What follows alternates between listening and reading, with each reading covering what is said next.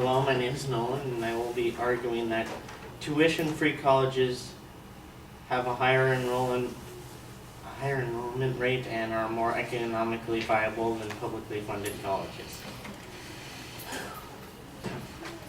My secondary and supporting claims are: one, that college affordability is one of the main concerns for incoming freshmen and students. Two, that tuition-free college works well in European countries. And three, that free college would provide a wider access for students who previously could not afford college.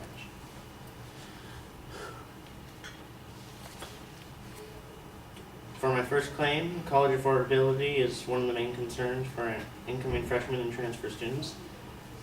A study done by a quote from Dorothy Stapfeld says that a senator of the northern city of Hamburg said tuition fees discourage young people who do not have traditional academic family background from taking up study.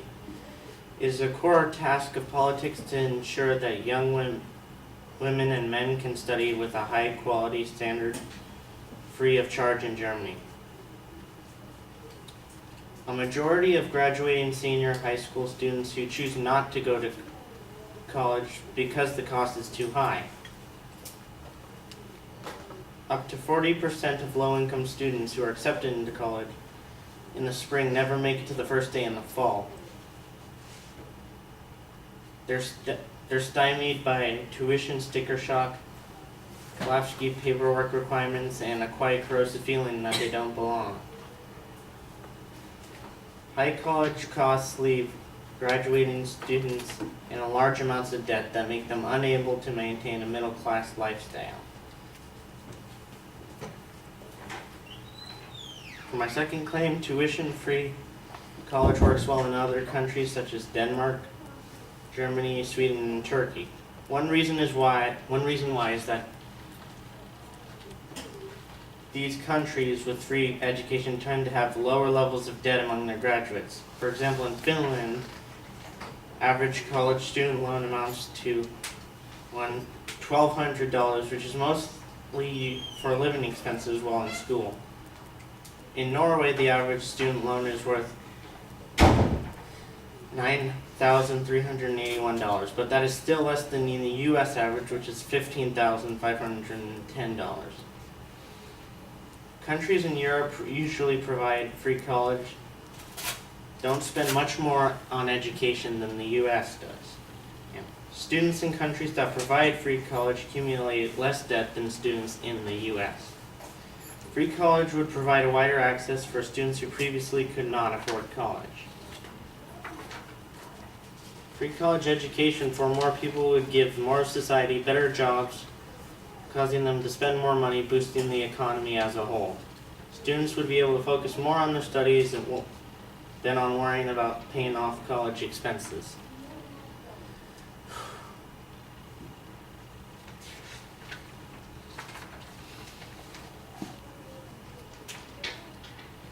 Is that it? That's it. All right.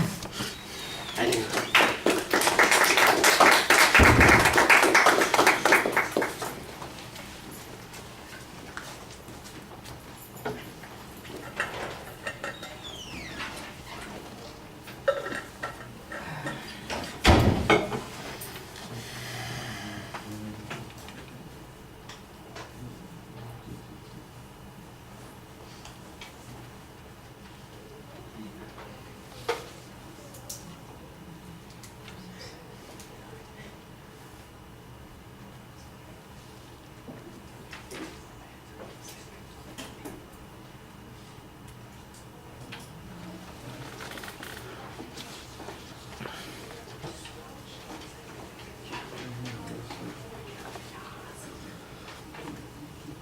All right. Well, the proposition that you identify argues that tuition-free colleges result in higher rates of enrollment and completion than publicly funded colleges do. So I need to have some information about those comparative data. I didn't see any data in the speech that talked about how high the enrollment was as a percentage of the population in the countries that you mentioned that have free tuition versus those that don't. In particular, I assume that you're talking about the United States. The number of students who attempt to enroll in college or complete a college degree is not ever indicated. We don't get any data on that, and that's what you claim is your proposition, is that basically we have a higher success rate with the one thing over the other. Your secondary claims talk about cost, the comparison to Europe, and how beneficial widespread access would be. Let's start with the third point, widespread access. I think everybody knows the idea. I mean, this is an audience that's likely to already accept the notion that access to higher education is important to your future. I mean, let's face it, that's why they're all sitting here. So you don't have to do a lot of argument on that. The question, though, is how important it is it measurable? And I think, for instance, for a lot of students in here, one of the questions would be, is the benefit that I'm going to get going to outweigh the cost that I am incurring in this process? That's, I think, that's an inherent part of the argument, and we don't get any criteria for judging that, except that we do have some debt comparisons that are being made between countries that have free tuition and those that don't. $9,000 in Norway compared to the $15,000 in the United States. That's the closest that we got to some comparative data that I think applies to that particular argument. Let's talk about the first argument, which is costs. The costs obviously are paid by somebody, so then the question is going to be, is it better that the costs are borne by society rather than the individual? What is the long-term outcome? And I didn't really get much explanation on this, except I got this quote from a German senator who talks about how important it is to make people feel welcome, and that's why we want to have this tuition-free sort of thing.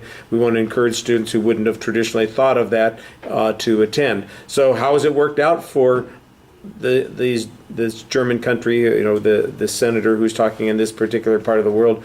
Have they got some benefit there? I've not seen anything that substantiates that, and that's the argument that you're making. You do have a good argument here, though, that says 40% of those people who have low income who were accepted don't ever make it to being enrolled, and I think that's a good argument. You do, however, suggest that there are other causalities besides the cost issue. For instance, the paperwork and some other issues, a fear of not feeling like they belong, which is a little bit vague. I'm not exactly sure how tuition-free education removes that, except maybe that reference to what the German senator was talking about would apply there. On the argument about Europe, again, like I said, we didn't get much comparison except on the debt issue. So in Finland, they get $1,200. Norway, it's $9,000 in debt. And the United States, it's $15,000 in debt. So that's the cost. But is there a demonstration, for instance, that enrollment is higher in Europe than it is in the U.S.? I didn't hear any numbers on that. And so I think that's really problematic. Your speech kind of just abruptly comes to an end. You need to plan the exit a little bit more. You need to kind of summarize what your argument was and remind us that the point was that you wanted us to believe at the end of the speech. All right, thank you.